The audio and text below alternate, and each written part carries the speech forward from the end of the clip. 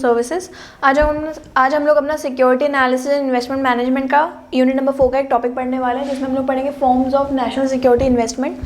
अगर आपको इन्वेस्टमेंट करनी है, वो भी नॉन सिक्योरिटी इन्वेस्टमेंट, मतलब आपको इसके अगेंस्ट में, मतलब जैसे ही नॉन नेगोशिएबल होता है, नॉन ट्रांसफरेबल होता है, अगर ये इन्वेस्टमेंट आपने करी है तो ये इसके पैसे जब मैच्योरिटी होगी तो आपको ही मिलेंगे, आप किसी और के नाम पर ट्रांसफ़र नहीं करवा सकते हो। ठीक है, इससे पहले हम लोगों ने जो भी इन्वेस्टमेंट्स पढ़ी थी, शेयर्स, डिबेंचर्स, ये सारी चीज़ें ईजिली सेल हो सकती हैं, उसमें कोई मैच्योरिटी का झंझट नहीं रहता। ठीक है, ये चीज़ें अगर आपने एक बार किसी और के नाम पे कर दी तो वो आपके पास उसके पैसे आ जाते हैं और वो इंस्ट्रूमेंट आपके पास से चला जाता है। लेकिन आज हम लोग कुछ ऐसी स्कीम्स, कुछ ऐसे इंस्ट्रूमेंट्स, कुछ ऐसी इन्वेस्टमेंट्स के बारे में पढ़ने वाले हैं जिसमें आपके पास ही उसका पूरा कंट्रोल रहने वाला है एंड तक, मैच्योरिटी तक। वो चीज़ आप किसी को सेल ऑफ नहीं कर सकते, उसके पैसे आपको ही मिलते हैं। ठीक है, तो हम लोग यहाँ पर जो है बेसिकली हम लोग यहाँ पर 5 हेड्स पढ़ने वाले हैं। एक हम पढ़ेंगे डिपॉजिट्स, एक पढ़ेंगे टैक्स शेल्टर्ड सेविंग स्कीम्स, एक पढ़ेंगे लाइफ इंश्योरेंस के बारे में, दूसरा हम लोग पढ़ेंगे यूटीआई स्कीम्स और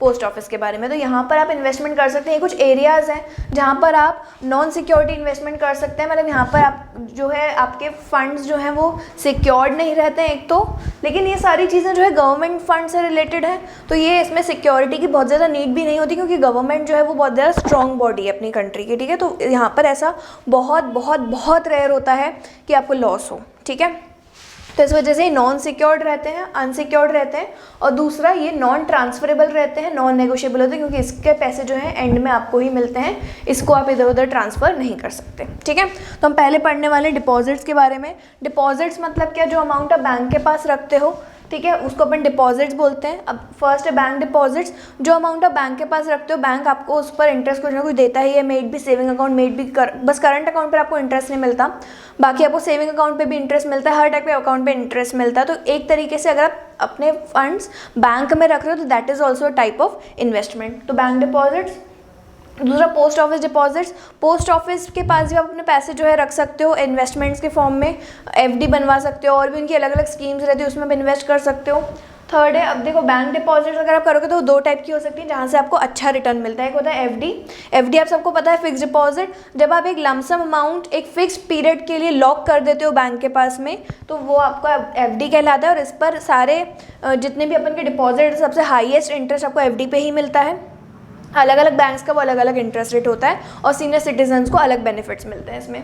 नेक्स्ट हम लोग पढ़ेंगे रिकरिंग डिपॉजिट। रिकरिंग डिपॉजिट मतलब क्या, देखो एफडी में हम लोगों ने एक लमसम अमाउंट एक साथ पुट कर दिया था बैंक में, रिकरिंग में हम लोग क्या करते हैं, एक फिक्स्ड टाइम पीरियड में फिक्स्ड अमाउंट हमारे अकाउंट से कटता है। फॉर एग्जांपल, अगर मैंने बैंक के साथ आरडी करवा लिया, मतलब मैंने बैंक को इंस्ट्रक्ट किया है मेरे अकाउंट से हर महीने 1000 रुपीज़ काटे वो। ठीक है, अब मेरे जो इन्वेस्टमेंट्स हैं ये छोटे छोटे अमाउंट्स में होते हैं, और आखिरी में जब 3 इयर्स या 5 इयर्स की मैच्योरिटी के बाद मुझे ये पूरा अमाउंट विद इंटरेस्ट वापस मिलता है। ठीक है, तो फिक्स डिपॉजिट में क्या हुआ, पूरा बड़ा अमाउंट एक साथ चले गया, और आरडी में वही अमाउंट मेरा थोड़ा थोड़ा करके जाता है, तो रेट ऑफ इंटरेस्ट थोड़ा सा डिफर करता है। ठीक है, क्योंकि एफडी में एक साथ ही पूरा पैसा मिल गया बैंक को, तो ज़्यादा लोन दे पाएगी बैंक, और ज़्यादा इंटरेस्ट कमा पाएगी, तो हमें भी ज़्यादा इंटरेस्ट मिलता है। ठीक है, तो रिकरिंग डिपॉजिट और फिक्स डिपॉजिट बैंक डिपॉजिट के ही टाइप्स थे। Moving on to next topic, tax sheltered saving schemes.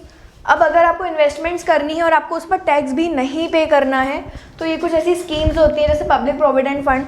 Provident fund मतलब बेसिकली आप अपने सैलरी या अपने इनकम में से जब एक पोर्शन साइड करते जाओ 15 ईयर्स, अब इसमें लॉकिंग पीरियड होता है 15 ईयर्स, अप टू 15 ईयर्स आपको जो है इसमें इन्वेस्ट करना पड़ता है अमाउंट।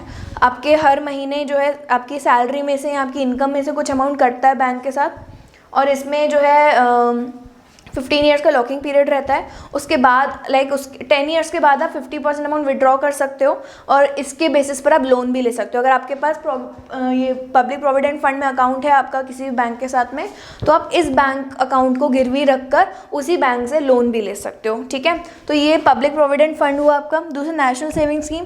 नेशनल सेविंग स्कीम एक तरीके से गवर्नमेंट की स्कीम ही है, जिसमें आपका लॉकिंग पीरियड 9 ईयर्स का रहता है।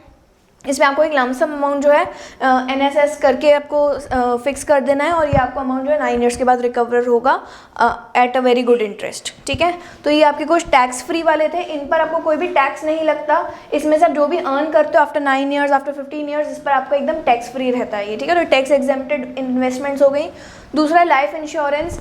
लाइफ इंश्योरेंस भी एक तरीके से एक इन्वेस्टमेंट ही है। Life insurance is not insurance, it's assurance. Assurance मतलब क्या कि यहाँ पर आपको जो अमाउंट्स हैं जो आपने इंश्योरेंस करवाया है, अब आपकी डेथ हो रही है कि नहीं हो रही है, आपको बीमारी हो रही है कि नहीं हो रही है, उस पर डिपेंड नहीं करता, आपको अमाउंट आपके लॉक इन पीरियड के बाद मिल ही जाता है, ठीक है। फॉर एग्जांपल अगर आज मैंने अपना लाइफ इंश्योरेंस करवाया है 10 ईयर्स का, तो मुझे 10 ईयर्स के बाद इसका अमाउंट वापस मिलेगा ही।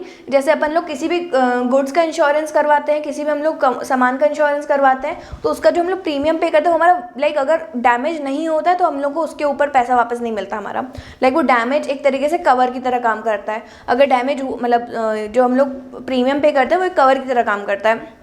अगर मैंने अपने मोबाइल का इंश्योरेंस करवाया और मेरे मोबाइल को कुछ भी नहीं हुआ पूरे 1 साल में, तो मेरे इंश्योरेंस के पैसे मुझे वापस नहीं मिल सकते, ठीक है। तो जैसे ही मैं गुड्स का इंश्योरेंस करवाती हूँ, किसी भी सामान का इंश्योरेंस करवाती हूँ, जनरल इंश्योरेंस करवा रही हूँ, तो वहाँ पर जो मेरा अमाउंट है वो प्रीमियम वाला चले जाता है, वो मेरे को वापस नहीं मिलता। लेकिन लाइफ इंश्योरेंस में ऐसा होता है कि भले आप कितना भी इन्वेस्ट कर लो लाइफ इंश्योरेंस में, अगर आपका पीरियड खत्म हो जा रहा है और आप अभी भी अलाइव हो, तो आपको जो है आपका पूरा अमाउंट वापस मिल जाता है। तो लाइफ इंश्योरेंस जो है वो एक तरीके से बहुत अच्छा इन्वेस्टमेंट माना जाता है, ठीक है। एक तो लाइफ का फैमिली के लिए भी वो चीज़ बहुत अच्छी रहती है, और दूसरा कि आपकी लाइफ आपकी लाइफ की भी जो है कुछ वैल्यू होती है। और यहाँ पर क्या हो जाएगा कि आपको अगर बीमार वगैरह होते हो या ऐसा कुछ होता है, तो यहाँ से आप अपने जो एक्सपेंसेस हैं वो भी रिकवर कर सकते हो।